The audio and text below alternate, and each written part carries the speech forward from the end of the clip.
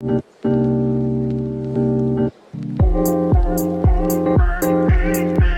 guys, your girl Zha'ne, and I'm back with another video. If you're new to my channel, thanks for coming and showing some love. And if you're a returning subscriber, thank you also. Don't forget to like, comment, and subscribe and push that post notification button.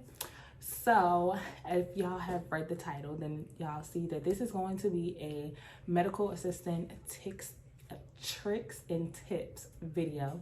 If y'all did not know, I am a medical assistant. I am a CCMA, a certified clinical medical assistant, and I have been doing this for about a year. I went to school for 2 years, and yeah, so we're just gonna hop right into the video.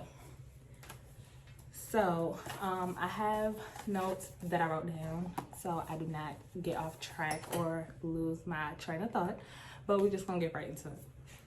So I wanted to do a medical assistant video because I look on YouTube and I don't really see too many medical assistant videos. I see more of the LPN, RN, and stuff like that.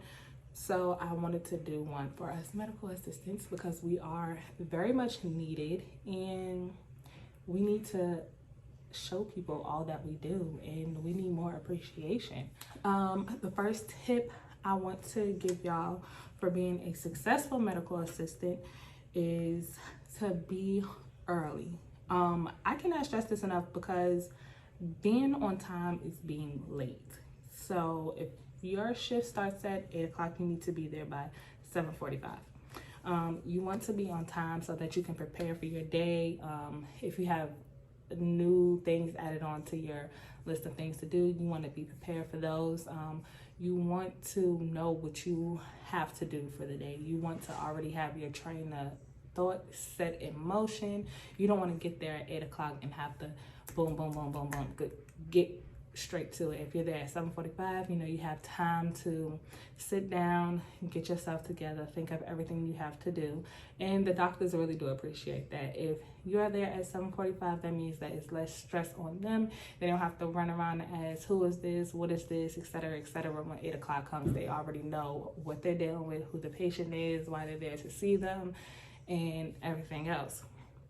You also want to be there so that you can wipe down rooms. You do want to be there to wipe down rooms, not only because of the virus that is going around, but also just in general for the germs. But you can get there early to wipe the desks down, the rooms down, or whatever, you know.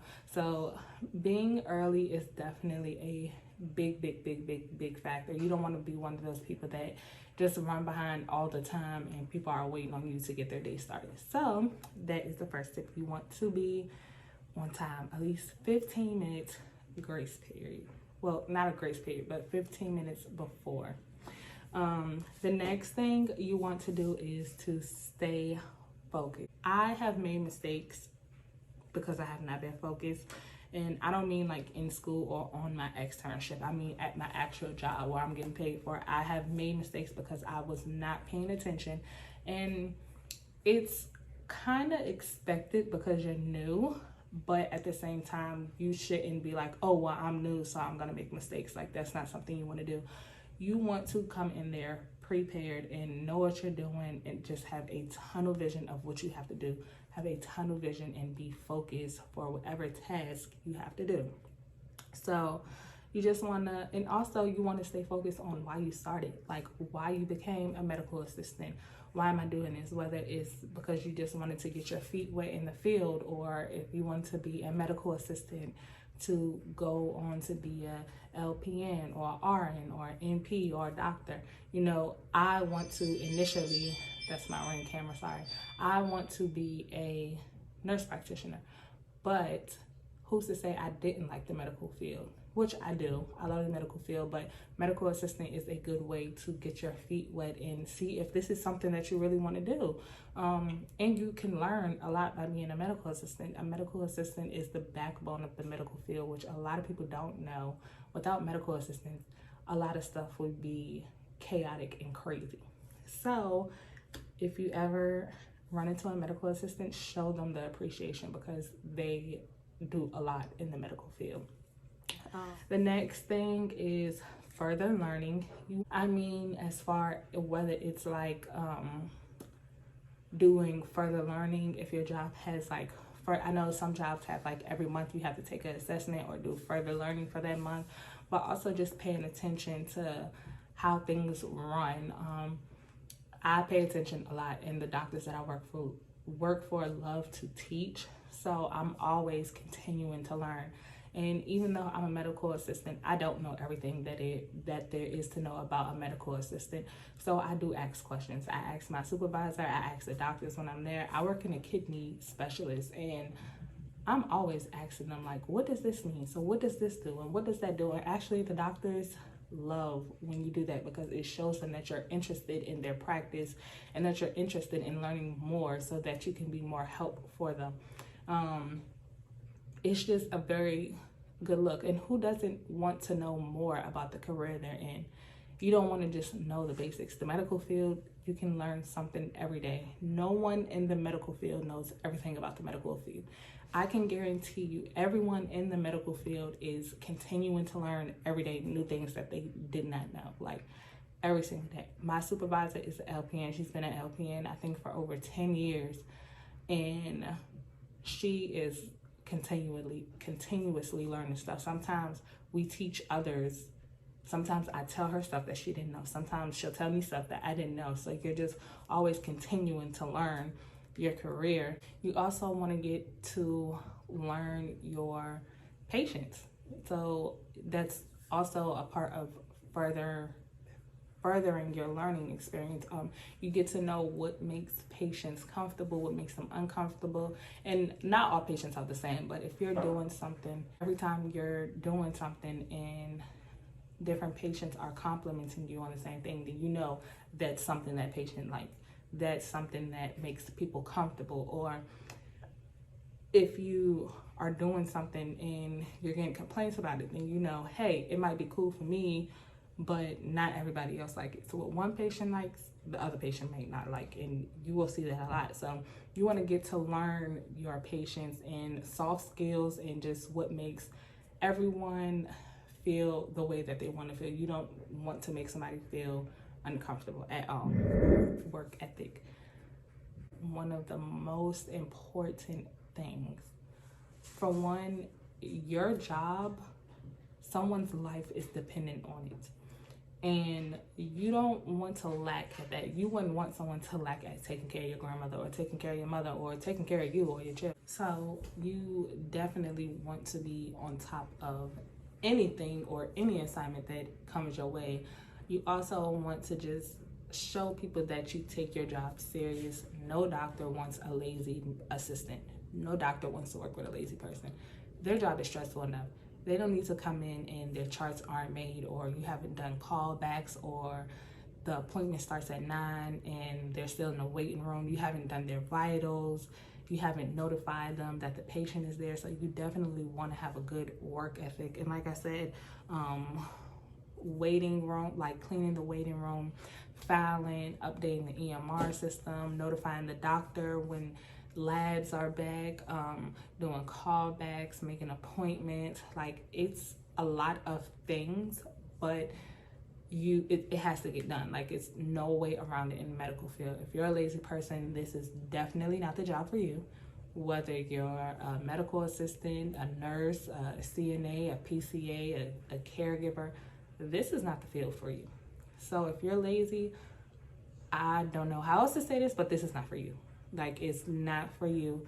You can't have a lazy bit of bone in your body. You have to have drive. You have to push yourself. Even when you can't push yourself, you have to push yourself for someone else, because like I said, their life depends on your actions. So laziness is definitely not a goal in the medical field. And you just don't want to be lazy anyway. Being lazy doesn't get anything done, but definitely not for the medical field. Okay, the next step I have is understanding every aspect. And when I say this, I mean it in a way as in you have to understand every point of view. I have patients call all the time, and they'll call and they'll ask stuff, and I'm in my head, I'm like, why didn't they call their PCP? Or why didn't they just go to the emergency room? Or why this or why that? But then you have to think like, okay, well, maybe this is the only number they could remember. Maybe this is the only doctor that they feel comfortable with. You know, you have to understand every aspect of the situation. You can't just go in there one-minded thinking the way that you think is the way that things are supposed to go, because that isn't going to happen. The medical field is so curvy. It's just like a winding road. Like, and you have to be able to accept the things that come your way. Like, it's no way around that. And you still have to be professional when you're doing. The next thing I have is being professional. Being professional, I mean, at all times, like everything. I mean, everything, down to your uniform, down to your hairstyle. Everything has to be professional. You do not want to walk into a doctor's office and somebody got stains all over their uniform. You can't even keep up with your uniform. Who's gonna want you to keep up with their health? Like, you have to be professional. And like I said, it means the dress code, working in a clean, neat area, that's being professional. You're not just lacking around. You also want to be respectful with your patients. And when they're nasty, you have to smile and just look at them and say, have a nice day. Sorry for the inconvenience. I'm sorry you feel that way. Have a nice day. As mad as they may make you, that is what you have to do, because without them, you have no job. Without them, you don't get paid. So you just have to be professional. In the medical field, medical terminology is a big thing. You cannot go in there and say, you know, oh, her uterus taken out. No, you need to say she had a hysterectomy. You can't just say, oh, her blood pressure is high. She deals with hypertension. Like, you need to know certain things. As even though hypertension, high blood pressure is the same thing, it's not really professional in the medical field. You have to speak medical terminology to be professional in the medical field. And believe it or not, they look at that. The next tip I have is building bonds. And I mean building a bond with patients, doctors, other medical assistants, building a bond with the medical field in general. If you get into the medical field and it's something that you know you don't want to do, you don't have a bond with it, you definitely want to leave, because it will make your life miserable. The medical field, you deal with so many complications and just things thrown your way. If it's not something that you're passionate about and have like a bond with and want to do, you're not going to be happy. And honestly, nobody in the medical field gets paid what they're supposed to get paid. So if you really don't like it, you're going to feel like, okay, I don't get paid enough for this, which in reality, I don't feel like any job pays you enough for what you do. But in the medical field, if you don't have a type of bond with it, you're definitely going to hate it. And you're going to go in there and you're going to put that type of energy out on everyone, and everyone is going to know she doesn't like her job. You want to build a relationship with your doctors, because you want to know what type of doctors you are working with. Not every doctor works the same. I had to learn that the doctor that I work for doesn't like his charts like everyone else. I learned how to make charts and chart everything a totally different way than what he likes, and I had to learn that. And it took for him to tell me, hey, I don't need this like this. I don't like this like this. It's easier for me to do it like this, and that. Not every doctor works the same. Some doctors, you know, they don't like certain things. I have one doctor that is not tech savvy at all. He does not know anything about any type of technology. The only thing he knows how to do is answer the phone and call out. And my doctor is very tech savvy, but you have to learn each individual doctor to their liking. So you have to build a bond with that doctor so you can know what they like and have an understanding of what they like. You want to build a bond with your coworkers, the other medical assistants, the other LPNs. You want to build a bond with your patients. Like I said earlier, you want to know what your patients like and what your patients want. You want your patients to feel comfortable, so when they come in the office, they'll say, oh yeah, hey, so-and-so, like, Sometimes some of the patients that come in, they only want me to draw their blood, but that is because I have built a bond with them. They feel comfortable with me drawing their blood. They feel comfortable with me having a heart-to-heart conversation with them, but yet still keeping it on a professional level. So you want to build a bond in the medical field. The next thing I want to touch base with, which is the last thing, but it's not the least thing, is to be confident. I feel like this is something you need. I don't care if you have been in the medical field for 20 years, 30 years, 40 years. If you are not confident in what you do and what you know, you are going to have a very hard time. And I can 100% assure you, no patients are going to want you to deal with their medical health at all. You have to be so confident that even when you have no clue what's going on, you let people feel like, okay, she knows what's going on. I don't have to worry with her. I don't care what it is. You do not let the patients know you don't know what to do, what's about to happen. You don't know what they're talking about. You don't know what's wrong with them. That is a big no-no. What I mean by that is patients will ask you, are you new? Have you drawn blood before? Oh, you act like you don't know what you're doing. Oh, the other medical assistant ain't do that.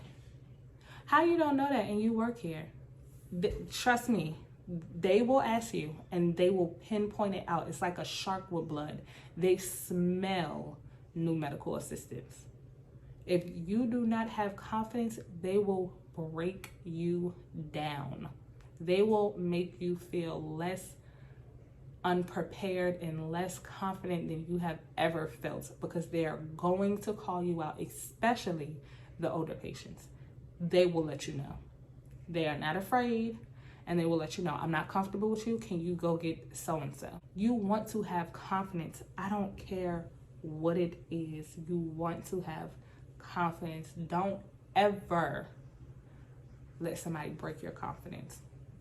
And like I said, even if you don't know what you're doing, you act like you know what you're doing. I don't care if this lady is in here having a full-blown heart attack and you don't know what to do. You better act like you know every single step, like you know what to do. Don't panic. The patient is already they already have anxiety. You don't want to add on to that. You don't want somebody to be in there having an asthma attack and you're like, oh my God, I don't know what to do. No, you act like you know what to do. Okay, take a deep breath. I'm going to get someone to assist you. I don't care what it is. Make up something. You don't let them know that you don't know what to do. It's just, it makes it seem like you're unprepared, and like, why did you go to school if you don't know what to do? And like I say, you're not going to know what to do in every situation. Every situation is different. This person may be having a panic attack and you're telling her to take a deep breath and calm down, and it may be good. But on the other hand, another patient is having a panic attack and you're telling her to calm down. It's just making her anxiety go up different. But you have to be able to adjust and deal with every situation that comes your way. You just have to be confident in what you know. And that is one thing that I cannot stress enough. You want to be confident. And before I end this video, I just want to say that you don't have to be great to start, but you do have to start to be great. And that is with anything. That's with anything you want to do.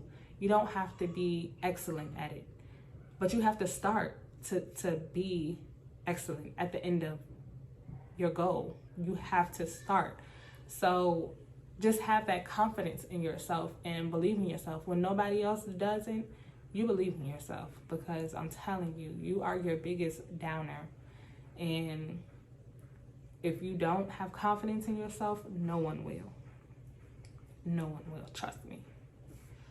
So that was the 8 tips that I had of being a successful medical assistant. I hope that it helped you guys out. I hope you guys understood what I was trying to say. I hope you all enjoyed this video. I am going to be coming out with a series, like I said, so it will be more medical assistant videos.